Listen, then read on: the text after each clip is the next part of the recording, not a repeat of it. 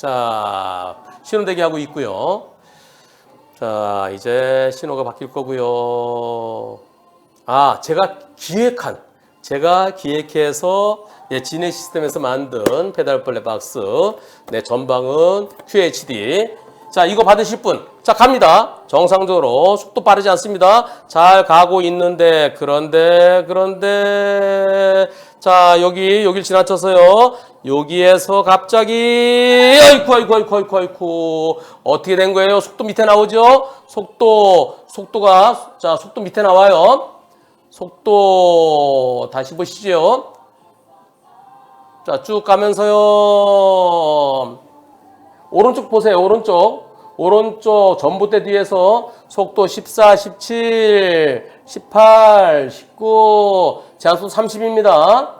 30에서 26. 오른쪽 보세요. 오른쪽 여기서 쿵. 예.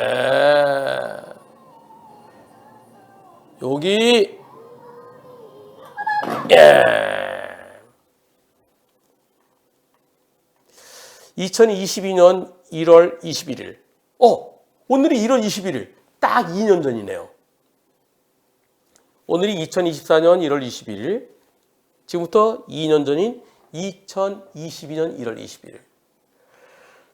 이 사고에 대해서 경찰이 무조건 가해자다. 그러나 시속 30도에서 아까 보니까 시속 30이 채 안 되네요. 속도 위반을 하지 않았고 회피 가능성이 없어 보여서 행정처분은 따로 하지 않는다. 행정처분은 벌점이죠. 보험사는 무과실을 주장해서 진행하는데 크게 문제는 되지 않지만 소송까지 해서 싸워야 되는 상황들이 나오면 그 결과가 어떻게 나올지 확답을 못한다.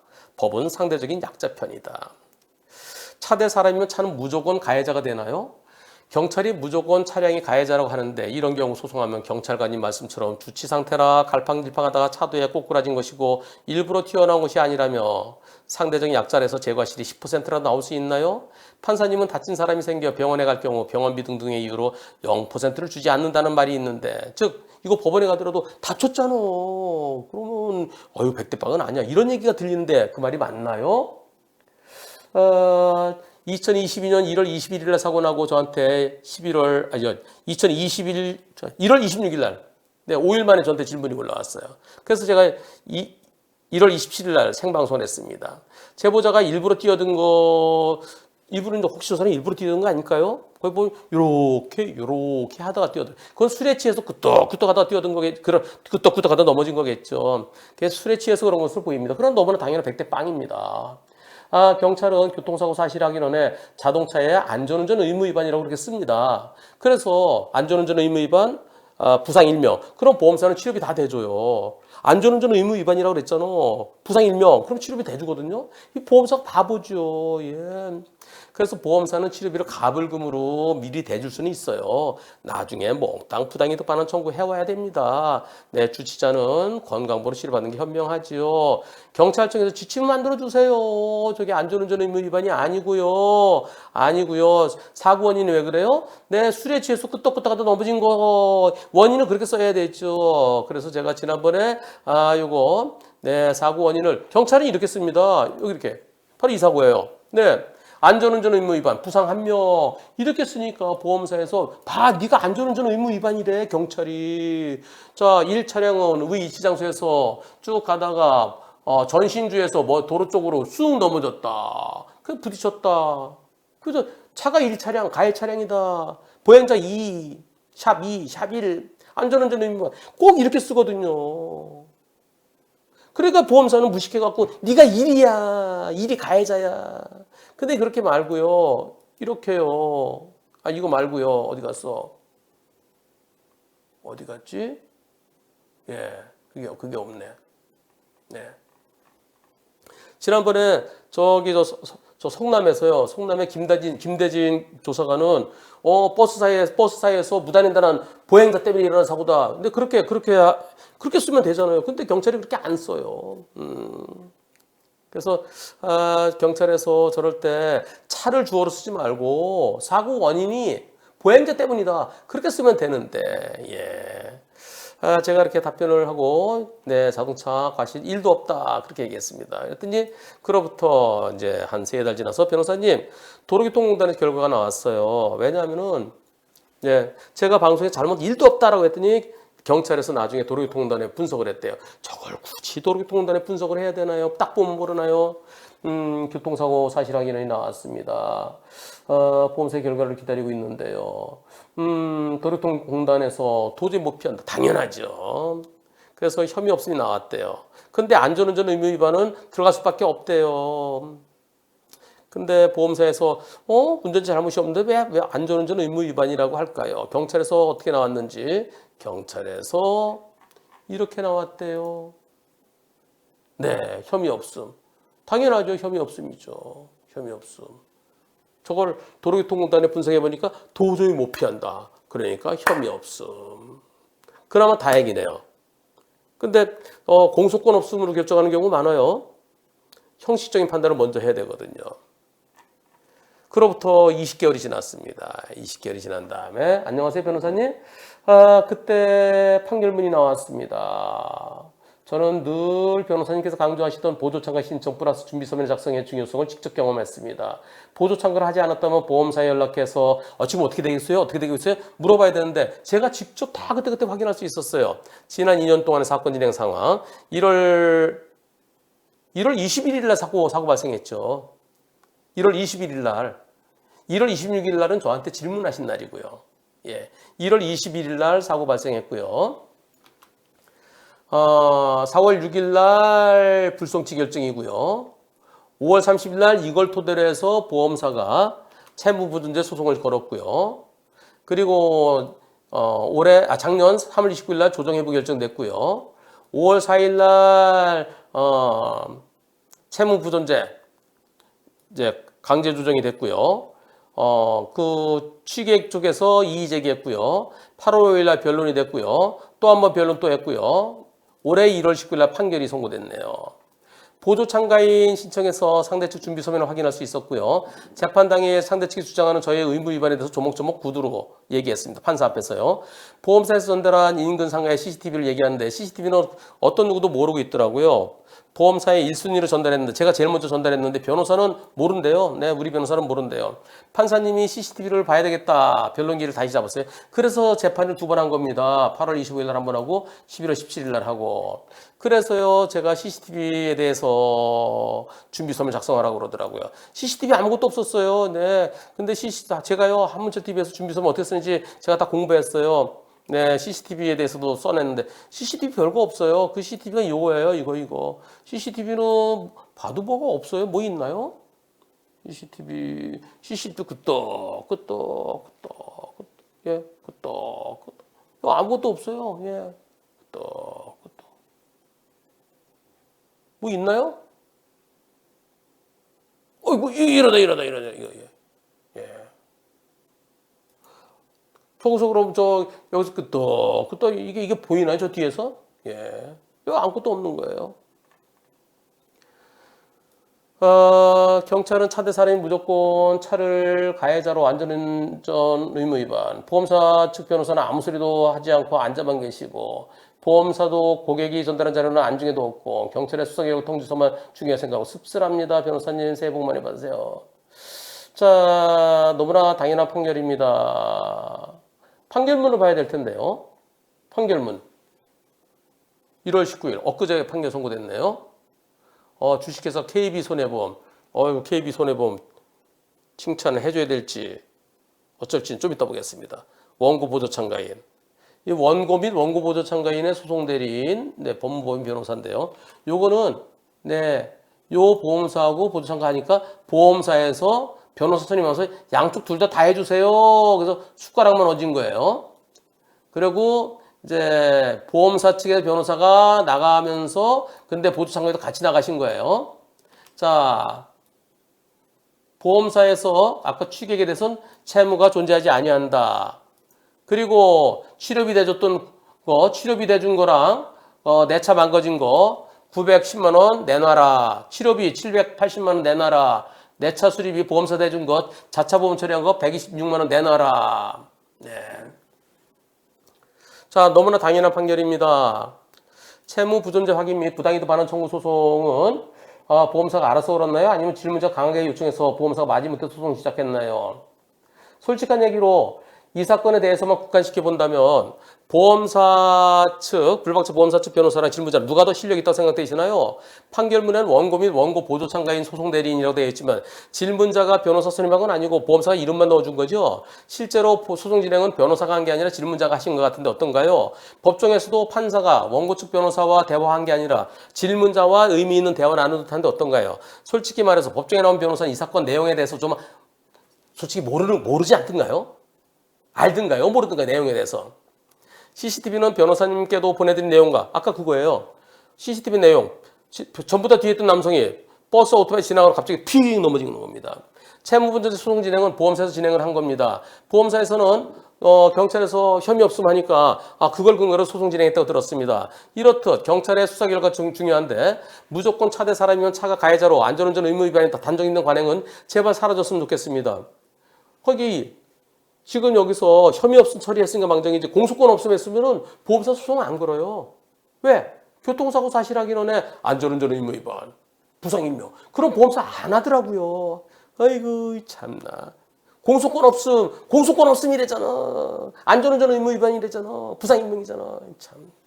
저는 변호사님이 불가항력 무과실이라 말씀해 주셔서 처음부터 마음의 안정을 찾을 수 있었고 차대 사람이라 제가 가해자라는 경찰관에게 억울함을 계속 호소했습니다. 그래서 경찰관이 도로교통공단에 의뢰해서 불가항력을 확인했습니다. 그리고 변호사님 늘 말씀하시던 이제는 바뀌어야 합니다. 제발 바뀌었으면 합니다. 법정에서 보험사 측 변호사는 피고 원고를 대신해서 변론하는 분이 아닌 스케줄에 따라 업무를 하는 분 같았습니다. 아무 말도 하지 않고 앉아만 있다가 가장 말을 많이 할 때는 판사님이 다음 재판은 그랬더니 이날 괜찮으신가 했더니 노트북 이렇게 스케줄 확인해서 그때는 안 되는데요. 이런 말만 그때는 됩니다. 이 말만 많이 하시더라고요. 하루에도 여러 건의 재판을 진행하느라 사건 내용을 자료를 찾아봐야 알 수 있는 것은 이해는 되지만 법정까지 갈 정도면 당사자들은 얼마나 절실할까요? 재판 받기 전에 내용 숙지라도 하고 변호인 자리에 앉았으면 합니다. 솔직히 내용 모르고 와요. 예. 한문철 TV를 통해 알게 되는 보조 참가 신청으로 상대 측이 주장하는 데 요지를 파악할 수 있었고 반박할 수 이분은 한문철 TV를 통해서 보조 참가 신청을 했었고 상대 측이 주장하는 요지를 파악할 수 있었고 반박할 수 있었습니다. 다시 한번 감사드립니다. 이분이 열심히 준비 서면도 얼마나 열심히 쓰셨는지 보여드릴게요. 아마 그 변호사 그러니까요.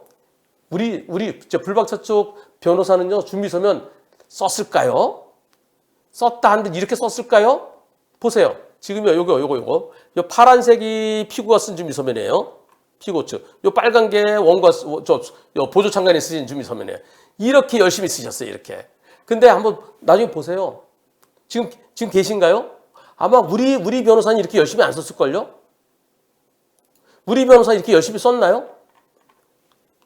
우리 변호사 썼다 하더라도 이렇게까지 열심히는 안 썼을 겁니다. 네. 우리 변호사는 그렇게 열심히는 안 썼을 것 같아요. 썼다 손 하더라도 그렇게 열심히는 최소한 우리 원고 보조 참관만큼 그렇게 열심히는 안 썼을 겁니다. 자, 계속해서요. 제가 또 이렇게 여쭤봅니다. 한문철 TV에 방송되기 전엔 경찰에서 질문자의 잘못이 있다. 차대 사람 사고는 무조건 차가 잘못이다라는 식으로 했었나요? 보험사도 무조건 치료비 대줘야 된다고 했었나요? 네. 변호사는 실제로 법정에 나와서 사건 번호 물으면 네 하면서 원고 어디 피고 누구 그러면 네 하고 나가거든요. 실제로는 자리에 앉아서 아무것도 안 했죠. 자기 부담금 상대편으로부터 아직 못 받으셨죠. 변호사님 이번 사건을 계기로 다시 한번 느낀 것은요. 물어보는 것도 뭘 알아야 물어본다는 겁니다. 처음 인사사고를 접한 거라 보험사나 경찰관과 얘기할 때 뭐가 어떻게 되는지 몰라서 갈팡질팡을 하기만 했습니다. 경찰은 회피 가능성은 없어 보여 행정처분은 처음부터 하지 않았고 사람이 가해자는 될 수 없다면서 차가 가해자로 했고 대한민국 경찰 중에 사람을 가해자로 하는 경우는 대한민국 경찰 중에 한 명도 없을 거라 했습니다. 그러면은 불박차를 가해 차량을 해서 그렇게 조사를 하더라도 잘못이 없으면은 사고 원인을 안전운전 의무 위반이 아니라 사고 원인은 술에 취해 있던 사람이 갑자기 쓰러져서 그렇게 써주면 되잖아요. 그렇게. 예. 그리고 과실 부분은 경찰이 판단하는 것이 아니고 민사적인 부분이라 보험사에서 판단하는 것이라 했습니다. 자, 일반적으로요. 일반적으로 원고는 소장만 내고 소액 사건은 준비서면 잘 안 써요. 피고 측에서는 피고 측이 변호사가 있었나요? 다시 한번 보겠습니다. 피고 측 변호사 있잖아요. 그럼 피고 측은 준비서면 써요. 그럼 원고 측 변호사는 쓰더라도 그렇게 절실하게 쓰질 않습니다. 네. 원고 보조 참가인은 내 사건이기 때문에 내가 더 절실하게 씁니다. 보통은 원고 측은 준비서면 잘 안 써요. 그냥 주장만 하고요. 이 사건에서 썼는지 안 썼는지 모르지만 보통은 그다지 열심히 안 써요. 판사가 알아서 해주겠지. 그래서 원고 보조 참가가 꼭 필요하다는 겁니다.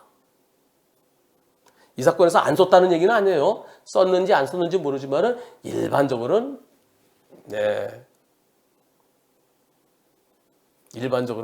그렇게 열심히는 안 한다는 그런 취지입니다. 예. 자, 지금 계신가요? 이분한테 여쭤보고 싶네요. 자, 답변 좀 해주세요. 원고 소송 대리인이 준비서면 써냈나요? 보험사는 사람이 다쳤기 때문에 치료비는 당연한 거고 과실 부분은 공권력의 결정을 토대로 결정한다 했습니다. 이쪽 저쪽 하도 답답해서 언론사에 제보도 했습니다. 기자 몇 분이 경찰관에 전화를 해서 가해자 여부에 대해서 물어본 것 같아요. 결국 경찰관이 도로교통단에 의뢰해서 교통사고 분석서를 받고 그 결과를 토대로 수사결과 통지서, 혐의 없음을 보내주었습니다. 혐의 없음 수사결과 통지서를 토대로 채무분쟁 소송이 이뤄진 거고요. 자기 부담금은 아직 못 받았습니다. 보험사에 전화를 해서 보험료 할증 40% 이상 된 부분. 이거 보세요. 40% 보험료 할증됐었잖아요. 처음에. 일단 할증됐어요. 이거 갖고 차량 수리비 자기 부담금은 차후에 어떻게 돌려받는지 해서 알려달라 했습니다. 이거 갖고 할증 40% 시켜놓은 거예요. 예. 치료비 700몇십만 원 대줬었잖아요. 주말이라 아직 답은 받지 못했습니다. 이제 전부 다 할증 하나도 없고 할인 후로 계속 돌아가야죠. 예, 그 자기 부담금은 어떻게 되나요? 자기 부담금은 이제 내가 돌려받아야 되는 거예요. 변호사는 법정에서 가만히 앉아만 계십니다. 변호사 가만히 있어요. 아무 말도 안 해요. 그러니까 이분이 판사랑 얘기 다 하신 거예요. 저는 안 봐도 뻔해요. 안 봐도 비디오예요. 판사님이 할 말이 있냐 물어봐도 없다. 예. 내용을 모르거든요, 일반적으로. 내용 모르고 가요. 거기 보험사 측에서 올 때는요, 여러 건 갖고 와요. 여러 건 갖고 와갖고, 몇 호 사건, 몇 호 사건, 내용 몰라요. 그러니까 보조 참가인은 꼭 가야 되는 거예요. 물론 일부 중요 사건은 알고 가요. 근데 일반적으로 안 중요해요. 신경을 안 써요. 판사님 할 말이 있냐 물어봐도 없다 하고 정말 네. 더 할 거 없나요? 네. 그러면 결심할까요? 네. 정말 네만 하십니다. 사건 내용 숙지하지 않아 모르기 때문에 답변도 못하고. 맞잖아요. 이분이 그렇게 말씀하셨잖아요. 사건 내용을 숙지하지 않아 모르기 때문에 답변도 못하고 스케줄대로만 답변만 하시는 것 같습니다. 법정 구경 가보세요. 말 안 해요. 안 다퉈요. 왜? 모르니까.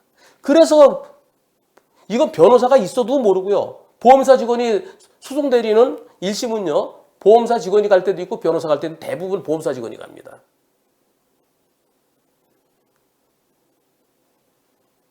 보험사 직원이 가도 모르고요. 변호사 가도 몰라요. 네. 여러분들 이런 현실을 여러분들 알고 계셨어요? 답이 올라왔나 보겠습니다. 제가 우리 측 변호사가 준비서면 썼는지 답이 아직 안 올라왔네요. 예. 준비서를 썼는지 안 썼는지는 모르겠지만은 썼어도 처절하진 않습니다. 썼어도 그리고 썼어도요. 법무법인에서 가기 때문에 변호사가 여러 명 있거든요. 그러면은 준비서면 쓴 변호사하고 법정에 나가는 변호사 달라요. 그럼 준비서면은 그 어떤 변호사 막 형식적으로 써요. 그리고 법정에 가는 변호사가 또 다른 변호사가 가요. 그럼 내용을 모르는 거예요. 준비 서면 쓴 그 변호사가 가야 내용을 알잖아요. 그래서 내용을 모릅니다. 저희 사무실은 법정에 갈 때 딱 사건이 있으면 그 담당 변호사가 처음부터 끝까지 다 합니다. 만약에 그 변호사 아프면은 내일 내가 못 가니까 이거 좀 검토 좀 해서 그러면 내용을 다 보고 포인트를 그렇게 해서 법정 그렇게 갑니다. 근데 일반적으로 보험사는요, 모르고 가요.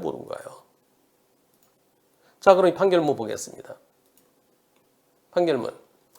자, 아까 갑자기 걔 전봇대에 있다가 픽 쓰러진 거, 그 코앞에서 하면 어떻게 해요? 이거 못 보신 분들을 위해서 사고 내용 다시 한번 보겠습니다. 자, 보겠습니다. 자, 쭉 가다가 쭉 갑니다. 자, 모든 보험사 다 똑같아요. 모든 보험사 다 똑같습니다. 자, 쭉 가면서 신호등이 신호 바뀌었고요. 자, 녹색 신호에 지금 제한속도 30도로 빠르지 않습니다. 네. 천천히 제한속도 여기서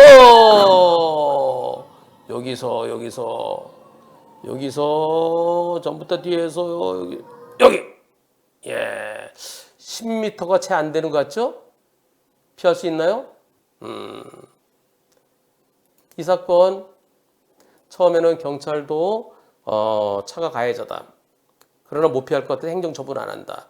그러다 한문철 TV에서 잘못 0.001도 없다. 보험사도 이거 치료비 700몇십만 대줬어요. 나중에 경찰에서 도로교통공단에 분석해서 도저히 못 피한다. 그러니까 혐의 없음 처리하면서 교통사고 사실 확인에는 안전운전 의무 위반 부상 1명. 그러다가 혐의 없음 불송치하니까 보험사가 채무보전제 확인 및 부당이득 반환 청구 소송 걸었어요. 소송 결과 이렇게 나왔습니다. 원고의 피고에 대한 채무는 존재하지 아니한다. 돈 910만 원 돌려줘라. 치료비 780만 원, 그 다음에 자차 보험 처리비 120만 원 돌려줘라. 통상 예견하기 어려운 이례적인 사태 발생에 대해서는 주의 의무가 없다. 20일에서 30 정도로 가고 있었다. 술을 마신 상태였다. 자, 충돌하기까지 거리가 6.4m다. 시속 30으로 하면 정지거리가 12m다. 그럼 어떻게 피하느냐? 제가 아까 10m 채 안 된다고 그랬잖아요. 어떻게 피하느냐? 급제동하다도 못 피한다. 못 피하지. 정상 신호에 따라 진행하는 운전자로서는 보행자가 갑자기 들어오면 어떻게 피하느냐? 그럼 나는 신호에 따라 가면 갑자기 들어올 것을 안 들어오지. 안 들어. 그럼 내 신호에 따라 가는데 갑자기 안 들어올 거야. 그럼. 근데 전신주 뒤에 있던 보행자가 갑자기 들어오면은 그건 예상치 어렵지 않느냐. 거기에까지 어떻게 대비하느냐. 그럼 전부터 있을 때마다 혹시 다 섰다 가야 되느냐. 그건 아니다. 그리고 또 설령 노래를 듣고 있었는데 음악을 듣고 노래를 부르고 있었다 하더라도 그거가 무슨 상관이냐. 그러니까 피고증이 노래를 듣느라 주의가 산만했다. 노래 듣는 거하고 무슨 상관이냐. 노래는 듣고 눈은 앞을 보고 있는데. 그래서 이것은 잘못 없다. 너무나 당연하죠. 이게 2년 걸렸습니다. 2년. 2022년 1월 21일 날 있었던 사건이 2024년 1월 19일 날 면책 100대 빵 판결받기까지. 정말 고생 많으셨습니다. 이 상식이 여태까지 비상식으로 흘러왔던 이 관행 때문에 상식이 상식으로 돌아오는데 2년 걸렸습니다. 아이고 마음고생 참 많으셨습니다. 이 선물 보내드립니다. 그리고요. 하나 더 말씀드리겠습니다. 이분께 혹시 운전자 보험은 이런 사고 때문에 이렇게 스트레스 받으시는데 운전자 보험은 지금은 경찰 조사 단계에서 변호사비 나오는 그런 걸로 가입하고 계시겠죠? 여쭤봤더니 저는요 제 자동차 보험에서 거기 연결돼 있는 조그만 거 가입하고 계시대요. 그럼 그거 3천만 원, 500만 원짜리일 거예요. 변호사 선임비 500만 원, 그다음에 사망사고 시 3천만 원. 그거 갖고 안 돼요. 예, 그거 갖고 불안해요. 왜냐하면요, 이런 게 있었어요. 예, 그 특약 그거 갖고 안 돼요. 제가 이거 하나 보여드릴게요. 거의 비슷한 사건인데요. 이거 한번 보시죠. 불박차 가겠습니다. 똑같아요. 여기도 시속 30도로. 자, 빨간불에 신호대기. 자, 여기서 오토바이 지나가고요. 여기 사람 하나 있죠? 네, 사람 전봇대 뒤에 신호기에 전봇대요. 네, 다시 저기 취객 신호 바뀌고 가는데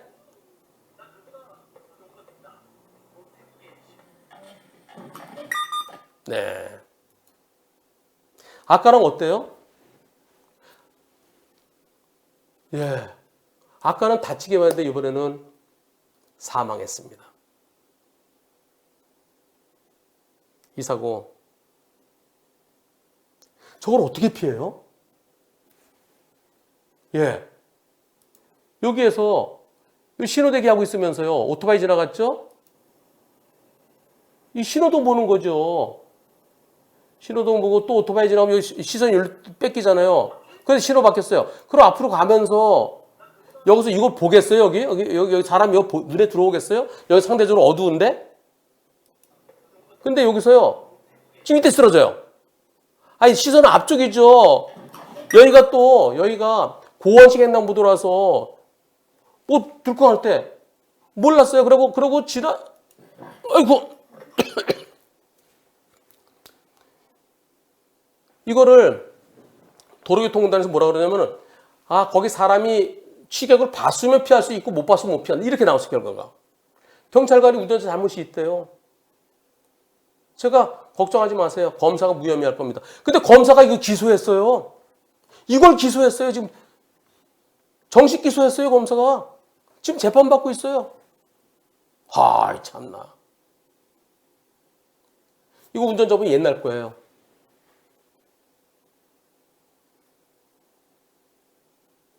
초기 대응 플랜이 아니에요. 지금 재판 진행 중인데요. 기소돼서 저한테 오셨어요. 그래서 제가 지금 무죄 주장 지금 진행하고 있습니다.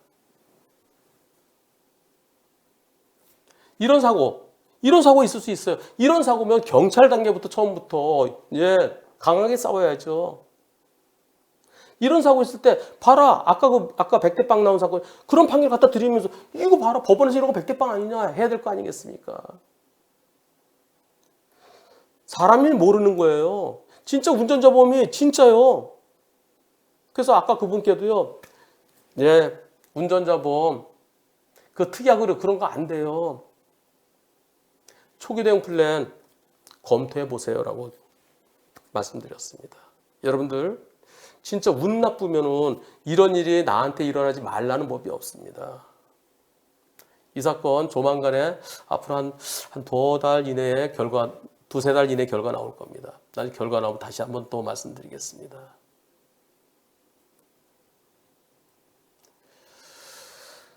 만에 하나 앞으로 여러분들이 만일 one day, two day, three day 만일이면 27년 약 30년이에요.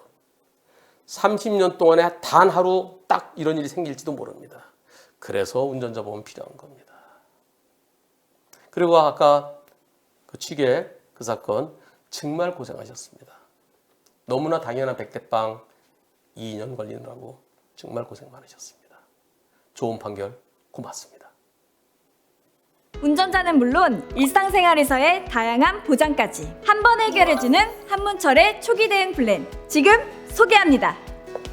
변호사님, 보름 씨, 저 운전자 보험 가입하려고 하는데 뭐가 중요할까요? 뭐가 제일 필요할 것 같아요? 변호사 비용이요. 네, 사고 나서 경찰서 조사받으면 무섭잖아요. 불안하고. 예전에 운전자 보험은 처음에는 변호사님비를 내주지 않았고요. 나중에 법원에 기소된 다음부터 내줬어요. 하지만 그 변호사 선임비 언제부터 필요할까요? 처음부터 필요하지 않을까요? 그렇습니다. 한문철의 초기 대응 플랜은 사고 직후 경찰 조사 단계부터 변호사 선임비를 지원해주고요. 그런데 그 변호사 선임비는 우선 내 돈으로 변호사를 선임하고 영수증을 받아서 보험사에 갖다 줘야 돈을 내줘요. 돈이 없으면요? 그렇죠. 그래서 한문철의 초기 대응 플랜은 변호사를 선임한 직후 곧바로 보험사가 선임비의 50%를 특약 실손 범위에서 지원해줍니다. 변호사님, 제 조카가 자전거 타고 가다가 비싼 차를 쭉 긁었거든요. 아이고. 그래서 언니가 수백만 원을 물어주게 생겼어요. 이런 경우는 어떻게 해야 돼요? 그런 경우에도 한문철의 초기 대응 플랜은 우리 애들뿐만 아니라 우리 가족들이 실수로 누군가에게 손해배상해줘야 될 때 특약 실손 범위에서 보장해드립니다. 보름 씨, 로드킬 사고 많이 보셨죠? 네. 이럴 때는 어떻게 보상받아요? 한문철의 초기 대응 플랜은 로드킬 사고뿐만 아니라 낙하물 사고에 대해서도 특약으로 보장해드립니다. 정말 운전자를 위한 운전자 보험이 많네요. 운전할 때도 운전 안 할 때도 정말 든든하네요. 그럼요. 저 한문철이 제 이름을 걸고 만들었습니다. 제대로 만들어야죠. 운전자는 물론 일상생활에서의 다양한 보장까지. 한문철의 초기 대응 플랜 1644-0070 1644 0078 보험 체결 전 상품 설명서 및 약관을 읽어보시기 바랍니다.